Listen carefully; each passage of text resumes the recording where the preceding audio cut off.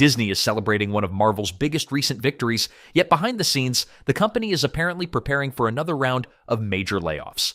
Spider-Man: Brand New Day is being presented as a huge box office success, reportedly crossing the $1.2 billion mark worldwide and potentially heading even higher. But instead of using that momentum to expand Marvel, Disney CEO Josh D'Amaro is reportedly doubling down on plans to shrink parts of the company.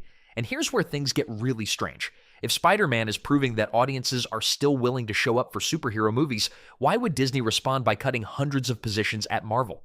Even more importantly, these cuts are reportedly expected to continue into 2027 and could affect not only Marvel, but Lucasfilm, Pixar, ESPN, and other major Disney divisions. So today, we're breaking down exactly what is being claimed, why Disney says these layoffs have nothing to do with Marvel's past failures, and why this could have much bigger consequences for the MCU than people realize. But before we get into everything, if you're new to SubiiVerse, make sure to subscribe and turn on notifications, because we're covering the biggest Hollywood and entertainment stories as they develop. Let's start with the biggest issue. According to the claims surrounding Disney's current restructuring plans, Josh D'Amaro is once again defending a major downsizing strategy across the company. And this is happening at a very interesting moment for Marvel. For years, we've heard the same argument repeated over and over again. Superhero movies are supposedly losing their appeal. Audiences are supposedly tired of comic book characters. The superhero genre is supposedly finished, but there's another way to look at what's actually happening. Maybe audiences aren't tired of superheroes. Maybe they're tired of bad superhero movies. That's an important distinction. When a genuinely anticipated superhero project connects with audiences, people still show up. And Spider-Man remains one of the clearest examples of that. The success being attributed to Spider-Man: Brand New Day has once again demonstrated how powerful the character remains. According to the figures being discussed in this story, the movie has already passed $1.2 billion worldwide and still has the potential to climb substantially higher.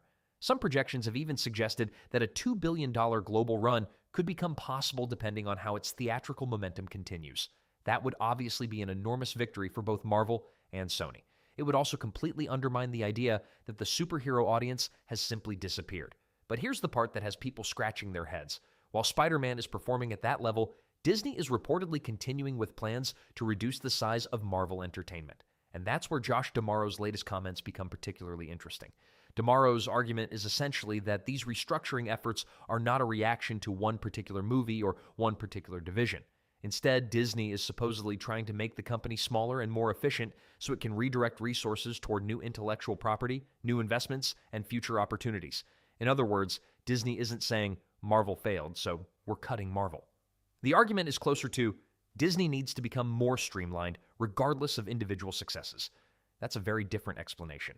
D'Amaro has reportedly emphasized that it is his responsibility to be transparent with Disney's customers, investors, and potential customers about the company's direction. And according to that argument, downsizing is simply part of a larger strategy to reposition Disney for the future. The company wants to pursue new IP, it wants to make different kinds of investments, and it wants individual divisions to operate on a smaller and more streamlined scale. But here's where the timing becomes difficult to ignore. Because Marvel isn't coming off a Spider-Man disaster, it's coming off what is being described as a major Spider-Man success. And that's why many people are asking a very simple question. If the strategy is working, why is Marvel still being downsized? And this isn't the first time we've seen this kind of situation involving Disney. A similar argument has surrounded Pixar. Toy Story 5 reportedly performed extremely well at the box office, yet Disney has still been associated with significant restructuring and layoffs affecting the company. So from the outside, it creates a strange picture. One project succeeds, another major franchise succeeds, yet Disney continues reducing its workforce. That suggests the company's strategy isn't necessarily about punishing individual movies that underperform. Instead, it appears to be part of a much broader corporate restructuring. And that may actually be more significant for the future of Marvel. Because if the goal is to permanently create smaller divisions, then Marvel could be entering an entirely different era. The timing becomes even more important when you look beyond Spider-Man. Marvel still has two enormous projects ahead of it: Avengers: Doomsday and Avengers: Secret Wars. Those movies are expected to be major events for the MCU, and there is every reason to believe Disney will be watching their performance extremely closely. But what happens after them? That's the bigger question. The MCU is moving toward the 2030s, and Disney has to figure out what Marvel looks like beyond the current Avengers storyline. Does the company continue operating Marvel as one massive entertainment machine? Does it reduce the number of projects? Does it focus on fewer characters? Does it invest more heavily in established franchises like Spider-Man, or does it try to build completely new intellectual property? Those decisions could determine the next decade of Marvel. And according to the comments being attributed to Damaro, Disney is already preparing for that transition. He has reportedly indicated that downsizing won't stop in 2026. The restructuring is expected to continue into 2027. And Marvel isn't expected to be the only division affected. Lucasfilm, Pixar, ESPN, and other Disney operations could also be involved. That means we're potentially talking about a company-wide strategy rather than a temporary response to one disappointing quarter. Here's where Damaro's explanation becomes controversial. He has reportedly pushed back against the idea that Marvel's restructuring is connected to previous financial disappointments. In other words, Disney doesn't want people looking at previous box office misses, television ratings problems, or underperforming projects and automatically concluding that those failures caused the layoffs. The argument is that this is about future investment. Disney wants to create smaller divisions, streamline operations, and free up resources for new intellectual property. But critics aren't buying that explanation, and it's easy to understand why. Marvel has spent years dealing with questions about declining audience interest, inconsistent releases, controversial creative decisions, and projects that didn't perform anywhere near expectations. So when layoffs happen during the same period, people naturally connect the two. Damaro, however, has reportedly argued that some of the criticism coming from entertainment media and audiences is politically motivated and comes from people who already want to attack Disney's strategy.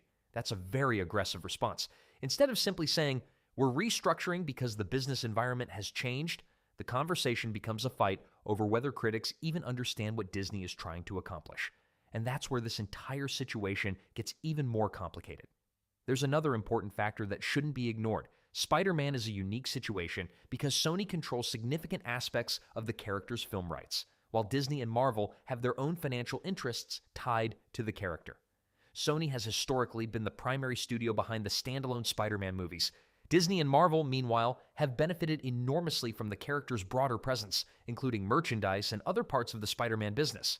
So when a Spider-Man movie becomes a massive theatrical success, the financial implications go far beyond the box office headline. Merchandise is a huge part of this equation, and that's why some people are asking whether Marvel should actually be expanding its operations around Spider-Man rather than shrinking them. If Spider-Man remains one of the most commercially powerful superheroes in the world, wouldn't it make sense to maximize that opportunity? That's the argument being made by critics of Disney's current strategy. There's also another issue surrounding Josh Damaro that has been raised in this discussion. According to the claims presented in the original commentary, Damaro has been pushing Sony towards stronger DEI initiatives surrounding future Spider-Man solo projects. That has sparked another debate about how much influence Disney should have over Sony's standalone Spider-Man strategy. Sony owns the character's solo movie operation in a way that makes this relationship complicated. And from a business perspective, some critics are arguing that Sony should make its own decisions based on what works for the Spider-Man audience. Whether Sony actually follows any such recommendations is another question entirely. But the fact that this conversation is happening at the same time Spider-Man is reportedly delivering such strong box office results makes the timing especially interesting. And now we get to the billion-dollar question. Can Avengers Doomsday outperform Spider-Man? Brand new day? There are plenty of people who believe it can. After all, Avengers is one of Marvel's biggest brands. The movie has enormous built-in recognition, and the Marvel Studios name still carries considerable weight around the world. But personally, I wouldn't automatically assume that Doomsday will beat Spider-Man. Could it? Absolutely. But whether it actually happens will depend on several factors. The marketing will have to be exceptional. The story will have to connect with audiences, and most importantly, Marvel will have to convince people that this is an event they simply cannot afford to miss. That's the challenge, because Spider-Man has something extremely valuable right now: audience familiarity. People know Spider-Man, they've grown up with Spider-Man, and the character has survived multiple generations of movie audiences. Avengers has that recognition too, but the MCU has also spent several years dealing with audience fatigue, inconsistent reception, and questions about where the overall story is going. So Doomsday has a major opportunity, but it also has enormous pressure. Ultimately, that's what makes these reported layoffs so fascinating. If Marvel were completely collapsing, the restructuring would be easier to understand. But that's not necessarily what's happening. You can have a company reducing its workforce while individual franchises are performing extremely well. That's because corporate restructuring isn't always a direct reflection of one movie's success or failure. Disney may genuinely believe it can operate more efficiently with smaller teams and fewer employees. It may believe that reducing costs now will allow it to invest more aggressively later. And it may believe that the future of entertainment requires a fundamentally different Disney than the one we saw 5 or 10 years ago. But that strategy comes with a risk. When you reduce the people working inside a creative division, you aren't just cutting expenses. You're potentially reducing the number of ideas being developed. You're reducing the number of projects that can be handled simultaneously. And if Marvel is entering another major phase of its existence, that could become a serious issue, especially if the company wants to create new characters and new franchises rather than relying exclusively on established names. So where does this leave Marvel? That's still the biggest unanswered question. Spider-Man appears to be demonstrating that audiences haven't abandoned superheroes. The problem may simply be that audiences have become much more selective about which superhero movies they actually want to see. That's a huge difference. And if that continues to be the case, Marvel's future may depend less on producing more content and more on producing the right content. Fewer projects, stronger stories, better marketing, and characters that audiences genuinely care about. That's potentially what Disney's smaller division strategy could be trying to accomplish. But if the restructuring goes too far, it could have the opposite effect. Instead of making Marvel more efficient, it could make the studio less capable of taking creative risks and building the next generation of major franchises. And that's something we're going to be watching very closely. Because if the reported layoffs continue throughout 2026 and into 2027, the consequences won't necessarily show up immediately. They could become visible years later. We're in a strange spot right now. Spider-Man, Brand New Day is pulling in huge numbers, and the superhero genre still clearly has massive audience power. Even Toy Story 5 is being seen as another big Disney win. But at the same time, Disney is pushing forward with major restructuring that could impact Marvel, Lucasfilm, Pixar, ESPN, and more. Josh D'Amaro says this isn't about past failures, but about making Disney smaller, faster, and more efficient for future IP. Maybe it works, but the timing is definitely raising eyebrows, especially with Marvel heading into a crucial phase. The real test will be Avengers Doomsday. If it becomes a massive hit, this strategy looks smart. If it underperforms, people will question whether these cuts were a warning sign. Either way, the next few years will shape Marvel's future into the 2030s. So what do you think? Should Disney be expanding Marvel right now, or is downsizing the smarter move? And can Avengers Doomsday beat Spider-Man Brand New Day? Let me know in the comments. Thanks for watching.